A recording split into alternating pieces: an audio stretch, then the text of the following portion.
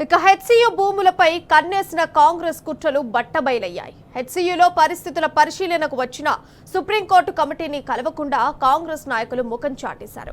BRS సహా పలు పార్టీలు, విద్యార్థి సంఘాల నాయకులు, విద్యార్థులు కలిసినప్పటికీ అధికార కాంగ్రెస్ పార్టీ నాయకులు మాత్రం కమిటీ వైపు కన్నెత్తి చూడలేదు. సుప్రీంకోర్టు కమిటీని కలవకుండానే అధికారుల ద్వారా బలమైన వాదనలు వినిపించామంటూ అనుకూల వీడియోకు లీకులు ఇచ్చుకున్నారు. అటు భూముల దురాక్రమణపై విరోచితంగా పోరాడి అడవి నరికివేతను నిలువరించి ఈ విషయాన్ని ప్రపంచం దృష్టికి తెచ్చిన హెచ్సియు విద్యార్థులకు మాత్రం అనుమతి నిరాకరించారు. హెచ్సియులో సుప్రీం కమిటీని విద్యార్థులు కలవకుండా యూనివర్సిటీ యాజమాన్యం అడ్డుకుంది. భద్రతా కారణాల పేరుతో వర్సిటీ యాజమాన్యం, పోలీసులు కలిసి అనుమతి నిరాకరించారు.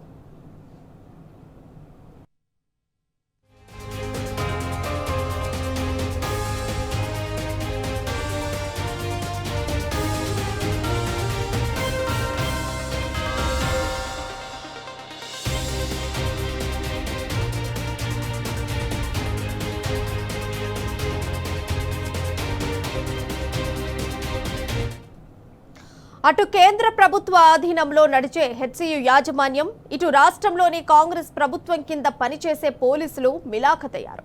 ఇద్దరు కుమ్మక్కై విద్యార్థులు సుప్రీం కమిటీని కలవకుండా అడ్డుకున్నారు. హెచ్సియులో 400 ఎకరాల భూముల ఆక్రమణపై దేశవ్యాప్తంగా సెలబ్రిటీలు, ప్రముఖులు, ప్రజల నిరసనతో బీజేపీకి గుబ్బులు పట్టుకుంది. దాంతో డ్యామేజ్ కంట్రోల్ కి దిగింది కాషాయ పార్టీ. హెచ్సియు యాజమాన్యంతో విద్యార్థులను కంట్రోల్ చేయించింది బీజేపీ. బయటకేమో 400 ఎకరాల అమ్మకాన్ని వ్యతిరేకిస్తున్నట్టుగా బీజేపీ బిల్డప్ ఇస్తోంది. కానీ లోపల సుప్రీంకోర్టు కమిటీని విద్యార్థులు కలవకుండా కాషాయ పార్టీ కుట్రలు చేసింది. బీజేపీ, కాంగ్రెస్ చీకటి ఒప్పందాలపై హెచ్సియు విద్యార్థులు తీవ్రంగా మండిపడుతున్నారు.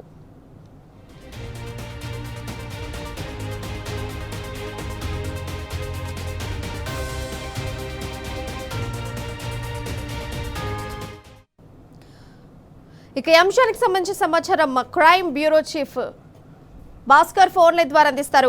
అయితే భాస్కర్, చెప్పండి, ఈరోజు చూసుకుంటే విద్యార్థులను కమిటీతో కలవనీయకుండా చేశారు. దీనికి సంబంధించి పూర్తి డీటెయిల్స్ ఏంటి?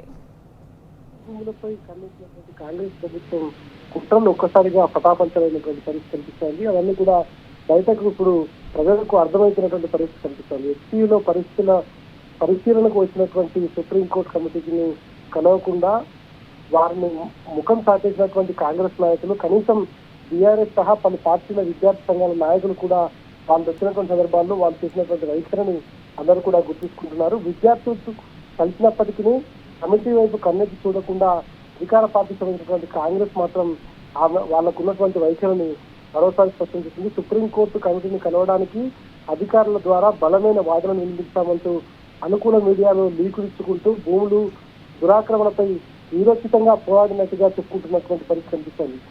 సాక్షాత్తు ఇవాళ గచ్చిబౌలిలో ఉన్నటువంటి అడవిని నరికివేసినటువంటి పరిస్థితుల్లో ఇవాళ కాంగ్రెస్ ప్రభుత్వం తీసుకొచ్చినటువంటి కమిటీ, కనీసం కమిటీకి ఇవాళ ముఖం కూడా చూపించకుండా, వాళ్ళ వాదన ఏదో చెప్పకుండా కొత్త వాళ్ళకున్నటువంటి వాదనను అయితే తెరమి తీసుకొచ్చారు. అడవి నరికివేస్తున్నటువంటి సందర్భంలో ఎస్సీ విద్యార్థులకు కనీసం అక్కడికి వచ్చినటువంటి కమిటీని కలవడానికి అనుమతిని కూడా ఇవ్వకుండా పోలీసులతో ఓవైపు వాళ్ళను చర్చిస్తూ రాష్ట్ర ప్రభుత్వ ఆధ్వర్యంలో ఉన్నటువంటి పోలీసులతో విద్యార్థులను ప్రెజర్ పెడుతూ కేంద్ర ప్రభుత్వం ఆధ్వర్యంలో ఉన్నటువంటి వీసీ ద్వారా అనేక రకాలుగా వాళ్ళకు అనుమతి నిరాకరించినటువంటి పరిస్థితి చాలా స్పష్టంగా కనిపిస్తోంది. భద్రతా కారణాల పేరుతో అనుమతి నిరాకరించినటువంటి యూనివర్సిటీకి సంబంధించినటువంటి యాజమాన్యం, పోలీసులు, యూనివర్సిటీ ఇద్దరు కలిసి ఇవాళ కాంగ్రెస్, బీజేపీ చేస్తున్నటువంటి ద్వంద్వ వైఖరిని ఓపెన్ గా, అంటే వారు చేస్తున్నటువంటి సంగతిని ఇవాళ ఓపెన్ గా బయట పెట్టేటువంటి పరిస్థితి కనిపిస్తుంది. కేంద్ర ప్రభుత్వ ఆధీనంలో నడిచే హెచ్సి యాజమాన్యం, రాష్ట్రంలోని కాంగ్రెస్ కింద పనిచేసే పోలీసులు ఇవాళ ములాఖా తయారైనటువంటిది చాలా స్పష్టంగా కనిపిస్తుంది. ఇద్దరు కుమ్మక్కై విద్యార్థులు సుప్రీం కోర్టు ఏర్పాటు చేసినటువంటి కమిటీని కలవకుండా అడ్డుకున్నటువంటి పరిస్థితి చాలా స్పష్టంగా కనిపిస్తోంది.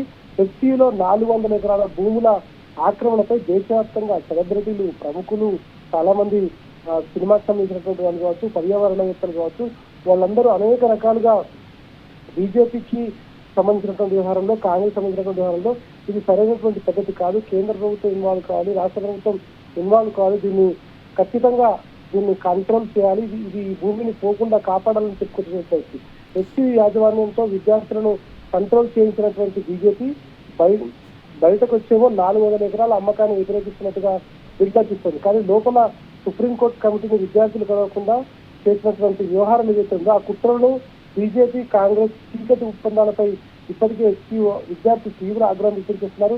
రాష్ట్ర ప్రభుత్వం ఆధ్వర్యంలో ఉన్నటువంటి పోలీసు వ్యవస్థ కావచ్చు, కేంద్ర ప్రభుత్వం ఆధ్వర్యంలో ఉన్నటువంటి వీసీ యూనివర్సిటీలు కావచ్చు, ఈ రెండు లోపాయికార ఒప్పందం చేసుకుని ఏదో బీజేపీ సమస్యలో మొత్తం మేమే ఈ రాష్ట్రాన్ని కాపాడుతున్నాం, తెలంగాణను ఇప్పటికీ మేము అసలు ఒక బంగారు తెలంగాణ లాగా తీర్చిదిద్దడానికి బీజేపీ నుంచి గెలిచినటువంటి 8 మంది ఎంపీలు కలిసి ఒక మీటింగ్ ను పెట్టుకుని ఆ మీటింగ్ తర్వాత వాళ్ళు మీడియా ముందుకు వచ్చి గప్పాలు కొట్టి ఇవాళ చేస్తున్నటువంటి మాటలు ఏవైతే ఉన్నాయో కనీసం పరిజ్ఞానం లేకుండా మాజీ ముఖ్యమంత్రి గురించి ఆ పార్టీలో పనిచేసినటువంటి మాజీ మంత్రుల గురించి ఇష్టానురీతిగా మాట్లాడినటువంటి మెదక్ ఎంపీ రఘునందన్ రావు చాలా అనుభవం తనకే అనుభవం ఎక్కువగా ఉందని చెప్పుకుంటూ తానేదో ఎక్స్పీరియన్స్ పర్సన్ లాగా మాట్లాడేటువంటి రఘునందన్ రావు ఇవాళ కనీసం దానిపైన అవగాహన లేకుండా మాట్లాడినటువంటి పరిస్థితి ఇవాళ తెలంగాణ సమాజం దానిపైన ఆలోచనను చేస్తున్నటువంటి పరిస్థితి కనిపిస్తుంది. మరోవైపు కాంగ్రెస్ తో లోపాయికార ఒప్పందంగా ఉన్నటువంటి చాలా మంది ఇప్పుడు బీజేపీలో ఉన్నటువంటి ఎంపీలు